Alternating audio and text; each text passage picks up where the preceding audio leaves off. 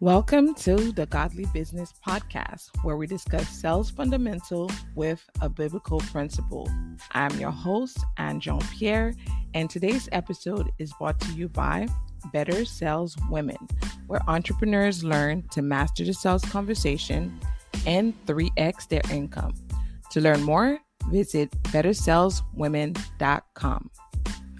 Good morning, you guys. So in today's episode, I wanted to talk to you about something that I feel is often missed when it comes to building your business and growing your sales. So I'm going to start with this verse of the day, which is found in Proverbs 21, verse 5. The plan of the diligent leads surely to abundance, but everyone who is hasty comes only to poverty. I'll read it one more time. The plan of the diligent leads surely to abundance, but everyone who is hasty comes only to poverty. And that's found in Proverbs 21, verse 5. To put it a different way, we've all heard this quote by Benjamin Franklin, which reads, "If you fail to plan, you are planning to fail." So I wanted to start off with this because this weekend I had a very lovely conversation with my hairdresser. And when recapping some of the things that we talked about around business, one of the things that I realized and in that conversation is that most people, when they go into the sales conversation or trying to pitch either product or service, they have no plan set up to have the conversation, right? And then the ones who do, unfortunately, most of the time, what they have is a sales script. Now, I am not a big fan of sales script, and I will explain why in a little bit later. And most of it, if you know anything about me and how I approach sales, is that I harp on the fact that sales is a conversation. A script doesn't really give you room to have a conversation. So that's why I'm not such a big fan of script. But at least the person who has a script, I have somewhat of a plan set up, right? So this is one of the things that I notice a lot is that for whatever reason, when it comes to having the sales conversation, people don't plan at all.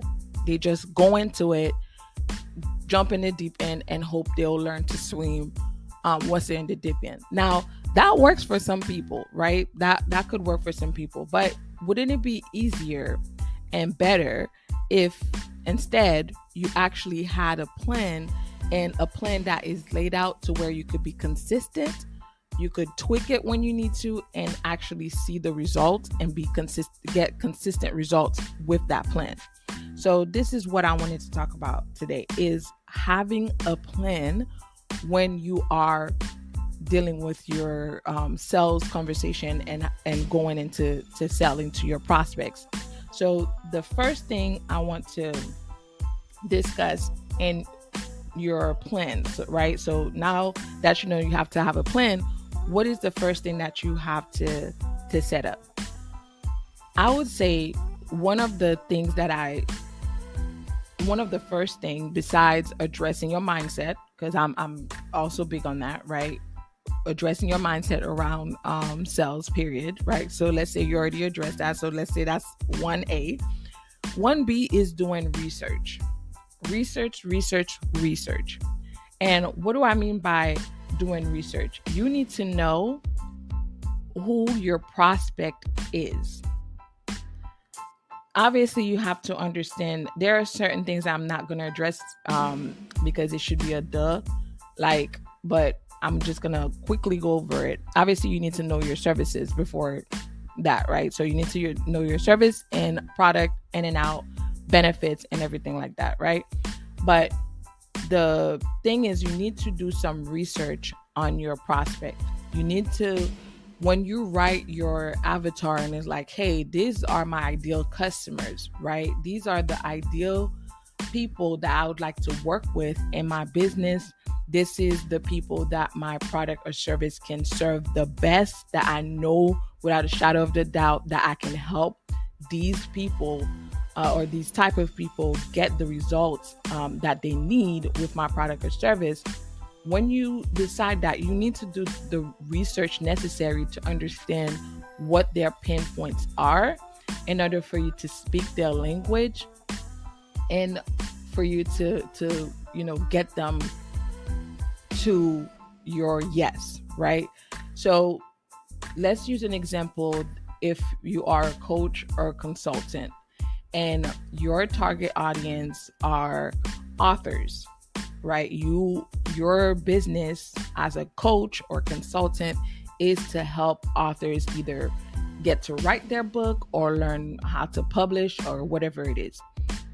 That is still pretty broad. Like, right, what kind of author? Maybe you can narrow it down even more. Like, what kind of authors that you would like to work with? Are they fictional authors and things like that? So once you narrow exactly down the prospect, right, your avatar, if you will, of what kind of person you'd like to work with, you need to understand, okay, how would that service help them, and what are the challenges that person may be faced that your product or service can help them.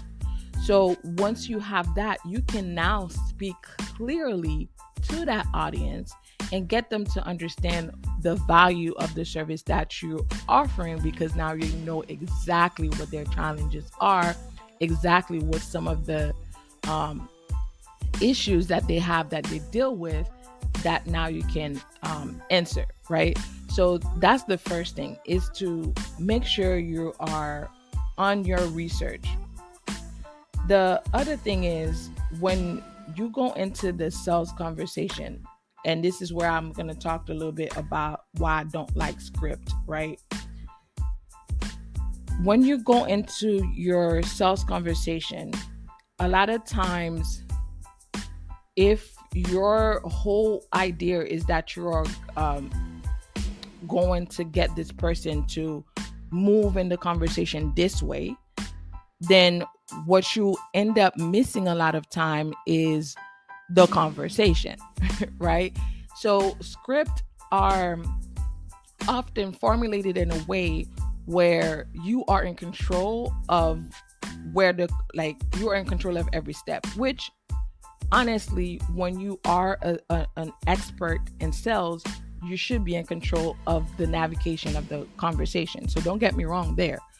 But the script is so rigid that the person that you're on the phone with or face to face with can kind of sense that you're not really listening because of you following the script.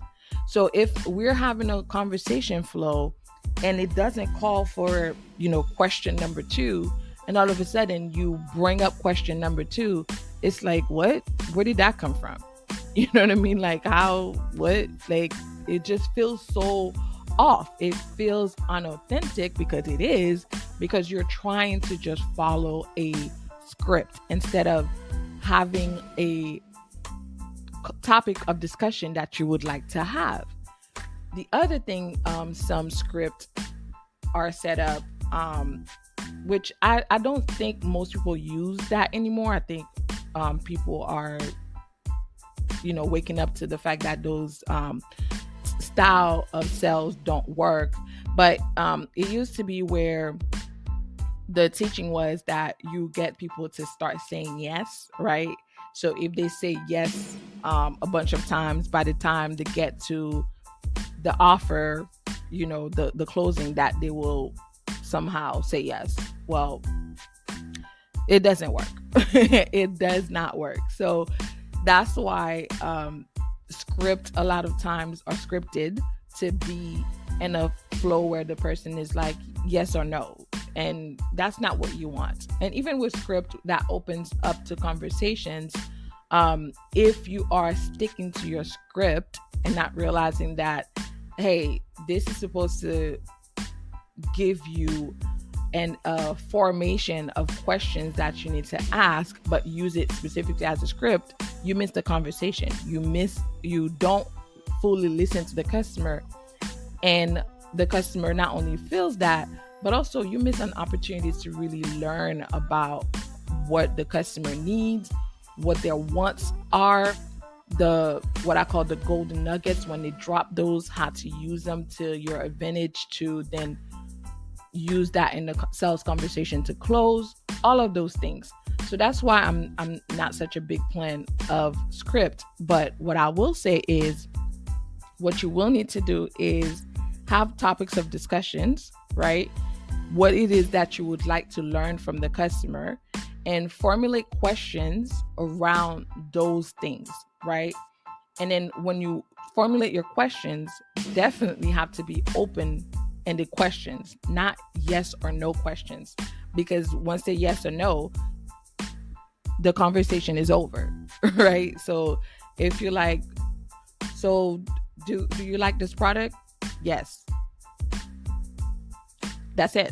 Like, you know what I mean? That's what you ask me. I answer your questions. Or if I say no, that, you know what I mean? So asking those type of questions just doesn't really help you navigate and get into the flow of conversation. So you definitely want to formulate your questions in a way that opens up more conversations and to learn more about the customer. So that's the other thing. The other thing about not having a plan is that a lot of times is you don't focus on what, because you don't have a plan, you don't really, I know in a one sense you like, oh yeah, my outcome is to get the customer to purchase. But your outcome should also be more detailed to find out, okay, one that I teach people a lot and is you are selling to that customer, but you're also, remember, you are finding out, because sometimes when you do a presentation and to someone, they may say no to that service, right? So they're like, this will not work. However, in the flow of the conversation, you may find out a service that may work better for them. So the one that you may be pitching may not be the best, but if you are paying attention, you may realize, one, that you have to tweak your presentation, or that you can offer them something different. And oftentimes I see this a lot with entrepreneurs, where they're like, this is the service and product that I have, and the customer said no. And it's like, okay, but you also are capable of doing XYZ. Why didn't you bring this up as well? That's an option that could have worked for them. And they're like, oh yeah, I didn't think about that. And it's like, what? How do you not think about all of the skills and everything that you have in your arsenal? Because you also have to expand your mind to thinking, like, sometimes I'm a big fan of like letting your package be your package, and like not tweaking it so much for every customer. And I'll discuss why I'm like that. But at the same time, don't be so rigid that you are missing on opportunities, because the whole point is, if you see that, let's say you have package A, B, and C, and obviously B offers what A doesn't have, and C offers what B and A doesn't have, right? So that's how you laid out your package. But let's say there's a trend where you see people want line 1 and A, and 2 and B, and 3 and C. Well, that's a different package, right? So like, hey, people are asking for this. Give the people what they're asking for. You know what I mean? So do not be so rigid in your offer to not give people what they're asking for, and to give them, to make the sell. Because at the end of the day, this is still the service that you're offering. It's just, you may have to retweak your package. So it's not, so don't be that rigid with your offers, if that makes sense. So that was one of the things I wanted to talk about. And then focusing on when you're doing, when I say have a plan, also you need to also focus on thinking about some of the things we already talked about prior on in other podcasts. I mean, is your wording, your timing, and your tone. These are things that I feel like are often missed because we're so focused on like the what I'm going to say, the how I should say it, and how I want to be perceived, and all of those things, that we forget that you could have the best laid out plan, but the way you present it, because of your the word choice, right? We call it word poetry in sales, right? Your word choice and your tone of voice is just put off. So I was talking to my husband about this a while back. There's a podcast that we listen to, and one of the guests that comes on there often, he's a repeated guest. And when he first started to get success in his business, and the message was correct, everything he said I agreed with.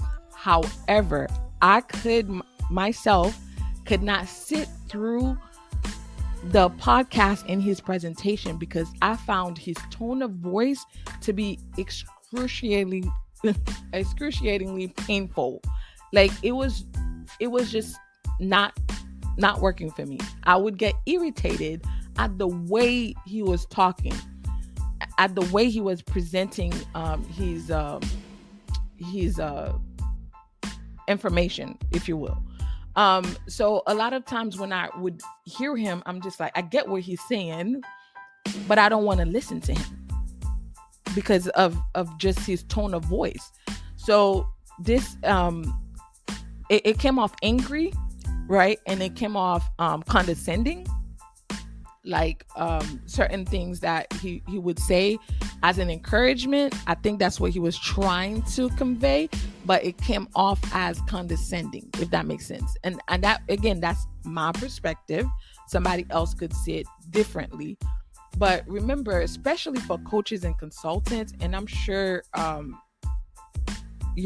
most people don't do this, but it's also being aware of yourself and asking people for their honest feedback about how you are presenting, because you don't want to have a personality that is so intimidating and then so loud and so in your face. Now, there's nothing wrong if you are direct, right? I would consider myself to be pretty direct and to the point. Like, this is what you need to do as a coach and consultant.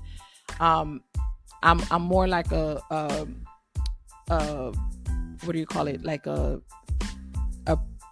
trainer, like a personal trainer, right? I don't take BS. I don't like the excuses. I need you to do what I tell you to do so you can get the results, right? So I'm straight to the point, and I'm very strict on like, hey, these are the plans, you're going to follow it, no excuses and things like that. So that's not to say that you can't be frank and blunt, but there's also a way in order to do that. So bottom line is your tone of voice is very, very important, is what I'm getting at, because that can turn off some people. But the things I've also realized is it seems like as he's gotten more experience, because I've seen him in multiple different podcasts, he's one of those figures that his tone of voice is starting to change. And I've even pointed that out to my husband, and he agreed. You know what I mean? So I feel like either he's listening to feedback or he's just maturing more or whatever. But your tone of voice is huge on conveying the information that you have to your customer. Whether it's and I've talked about how when it comes to the sales conversation and closing, a lot of time, your tone of voices can change when it comes to the money conversation, right? Which then kind of leads your customer or prospect rather to think that the the price that you offer is negotiable because of your tone of voice. So that is something else that you have to think about. So those are things that you plan for, right? So your tone of voice, you plan for that. You can practice it if you need to make sure that your tone of voice is conveying the information that you want your customer to get out of the conversation. So you want your tone of voice to be at least confident, right? So forget your personality for now, but you definitely want to be confident, right? To show that you are knowledgeable, and to not be hesitant when it comes to asking for your price and making your offer and letting people know what your price is. So you definitely want to address that. We're not going to go much into the wording and timing and stuff, but that is something that you have to keep in mind, your wording, because sometimes what you mean to say, what you think you're saying, and what you're actually portraying when the person is hearing on the other side may not be coming across like you are thinking it is, right? So that's why wording is very important. So one of the things, I've given this tip before. I don't know who followed it, but I would highly suggest definitely to record yourself when you are having the sales conversation, and then bring it up to someone who can objectively criticize your conversation and kind of give you feedback, and let them know what you are looking for and what your intentions were, right? And see if they can kind of pinpoint where you are missing the mark. So this is why I highly encourage, as a tip, to record your sales conversation for yourself to review it. You will find again, those three things that I said are important with tone of voice, right? Whether your tone of voice is dropping at certain parts of the conversation, if you are hesitant, if you become scared, you will pick up on that. You will find out if the timing of certain points and things like that, if it just felt off, right? It felt scriptish, So that's another good reason why you should record yourself. That will really help you to improve on that. And then, of course, wording, right? Like, are you using the right word to explain what you need? Are your words powerful enough to convey the conversation to convey the message that you're trying to put across, right? In order for you to get what you want. And also, it also helps you to see whether or not people are bringing the same concerns around the same topic, right? So, like I said, part of your plan is to have a topic of discussion, right? So therefore, you're going to formulate questions around this topic of discussion. So what you want to make sure is, when you record your voice, your sales conversation, you want to pay attention to see, let's say you have had 5 recordings of this conversation, and 3 of them people ask around the same time frame when you bring up this conversation about something. So that will let you know, okay, it's either the timing is off, the questions I'm asking are wrong, or something. So this is why, again, I'm a big advocate of recording yourself, because what you think is happening versus what's actually happening may be completely different. So that is a tip that I would say, definitely, as part of your plan of having your plan to succeed in sales, to close more clients, is to try to do that. Especially as a coach and consultant, the conversations are a little bit more in depth, right? To book someone. So I would definitely advise doing something like that. That will kind of help you see, where it is that you need to improve. So those are the things that I wanted to harp on today, is to have a plan when you are selling. So I hope this was helpful, you guys. Again, if you ever have questions, concern, please leave a comment, a voice note, and I would love to get into it with you. So I hope you guys have an amazing Thursday. And remember, if you ask God, He will counsel you, He will guide you, and He will instruct you in the way that you should go. Just ask Him. All right. Well, I hope you have a blessed Thursday. We'll talk next week.